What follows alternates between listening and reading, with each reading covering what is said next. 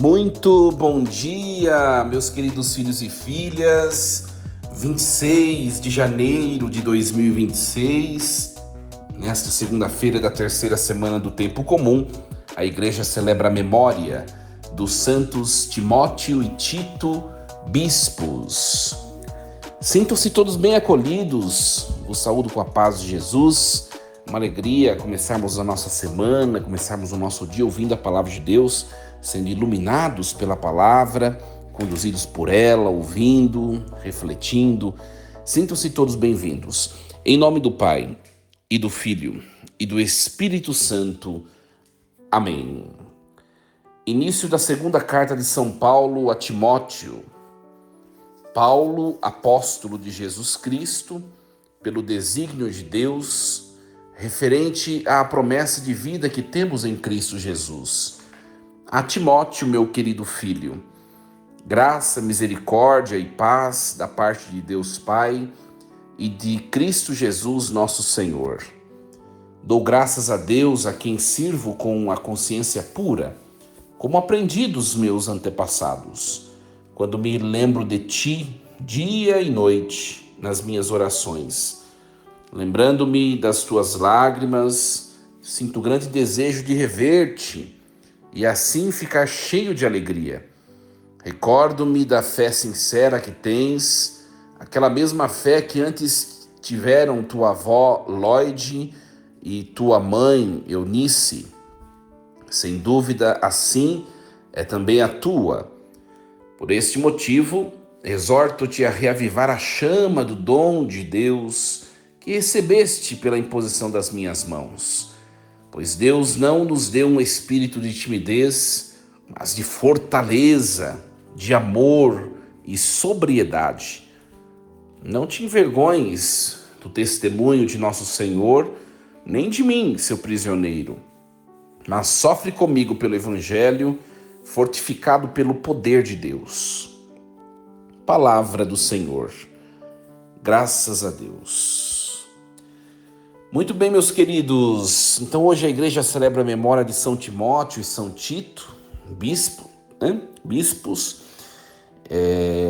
Tinha duas opções de texto hoje, tanto a carta de São Paulo, a segunda carta de São Paulo a Timóteo, quanto a carta de Tito.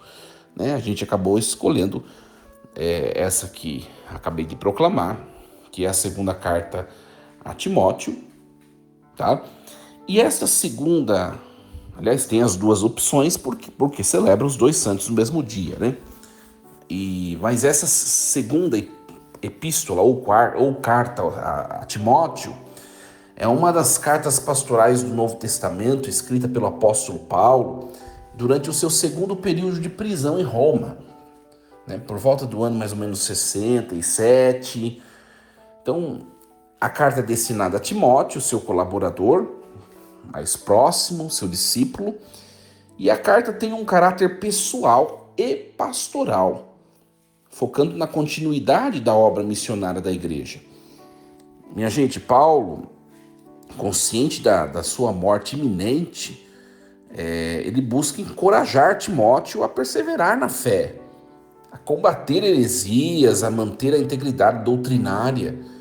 Então, o livro enfatiza temas como a fidelidade ao Evangelho, o combate ao erro, a transmissão da fé às gerações futuras, servindo como um manual prático para os líderes cristãos. Então, e esta perícope que nós ouvimos hoje, segundo Timóteo 1, do 1 ao 8, é a abertura da carta, funcionando como que uma saudação epistolar, que é típica daquele período histórico, com um tom profundamente pessoal e motivacional. Então Paulo, minha gente, ele se apresenta como um apóstolo por vontade de Deus, expressa gratidão a Deus por Timóteo e o encoraja a reacender o dom espiritual recebido. Então o texto, nós percebemos que o texto destaca a graça divina, a fidelidade, a transmissão da fé, o chamado ao ministério corajoso, mesmo diante dos desafios. Então, essa seção estabelece o tom encorajador da carta, né? Preparando o leitor para os ensinamentos práticos que vai vir adiante. Tá? Então o texto começa da seguinte maneira, né? Paulo, apóstolo de Cristo Jesus, pela vontade de Deus, né? Então Paulo ele se identifica como um apóstolo pela vontade de Deus.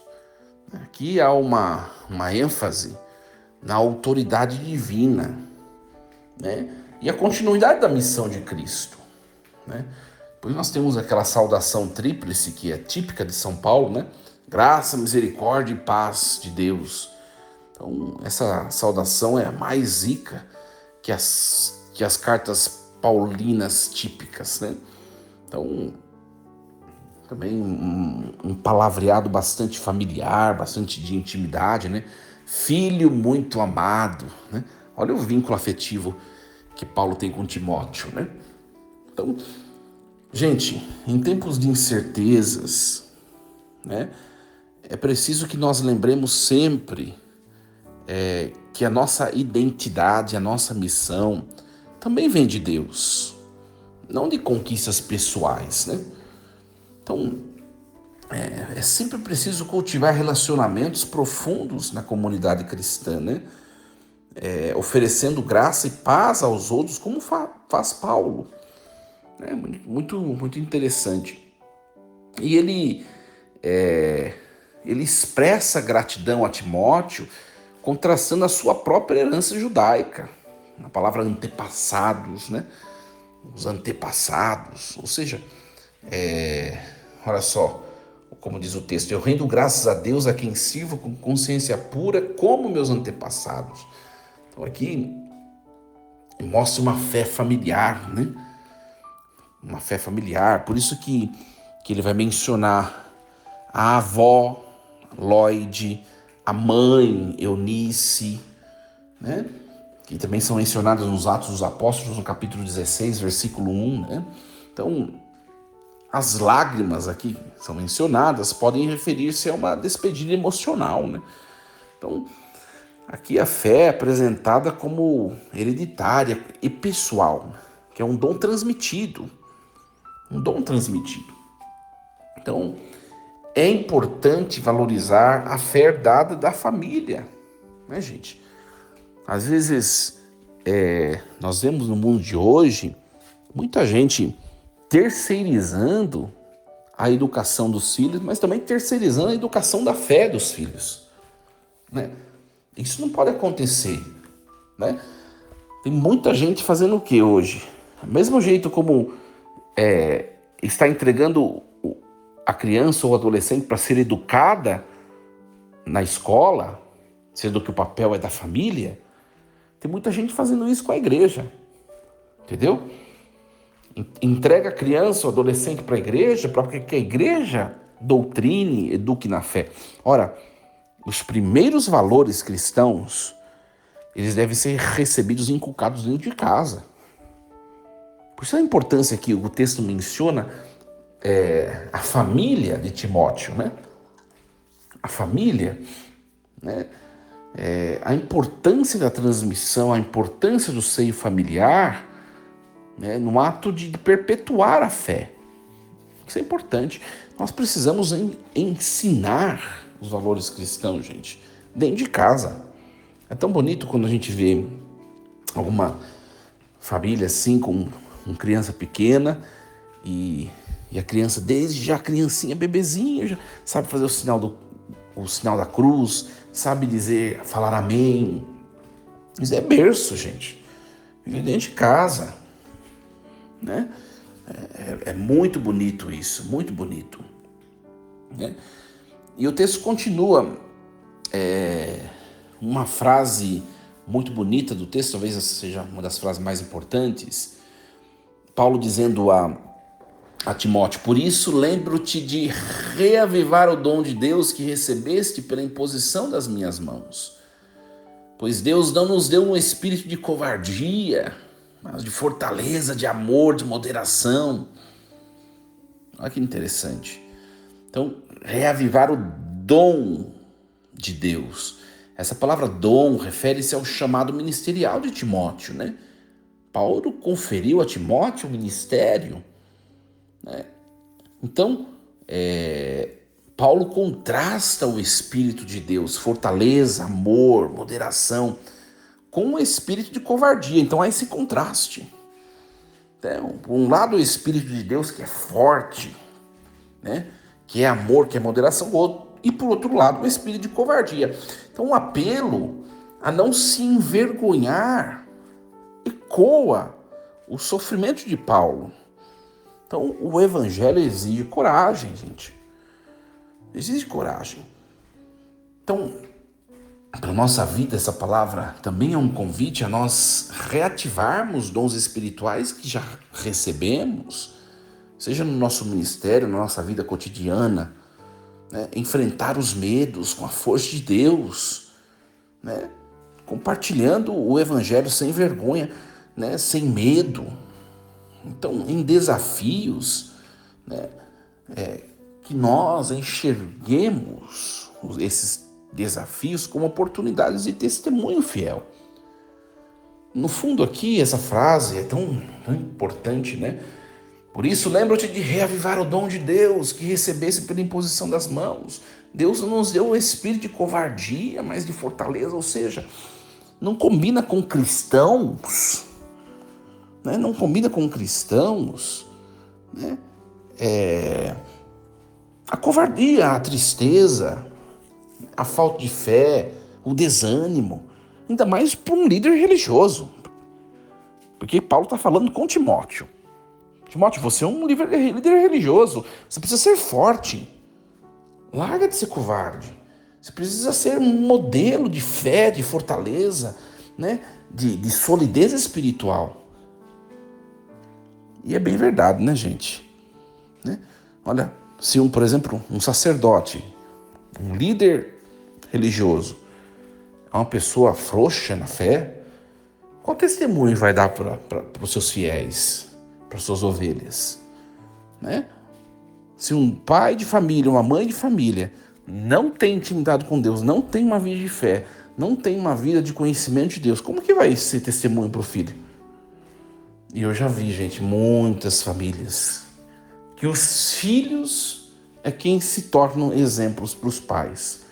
Exemplos de fé e de vivência da palavra, de intimidade com Deus. Isso acontece e é uma grande vergonha, né? Por quê? Porque aqueles que têm autoridade devem ser muito mais íntimos de Deus do que os outros. É disso que está falando, muito mais fortes em Deus também. É uma palavra bastante provocativa, né? Bastante provocativa. E depois o texto continua, né? Deus não nos deu um espírito de covardia, mas de fortaleza, né? Não te envergonhes, pois o testemunho de nosso Senhor, nem de mim, seu prisioneiro, sofre comigo pelo evangelho, segundo a força de Deus, né? Então, esse texto de hoje, gente, ele estabelece uma base sólida para a carta, né? Combinando a saudação formal com o encorajamento pessoal. Paulo lembra Timóteo da sua herança espiritual e o chama a perseverar corajosamente, refletindo o coração pastoral do apóstolo, né?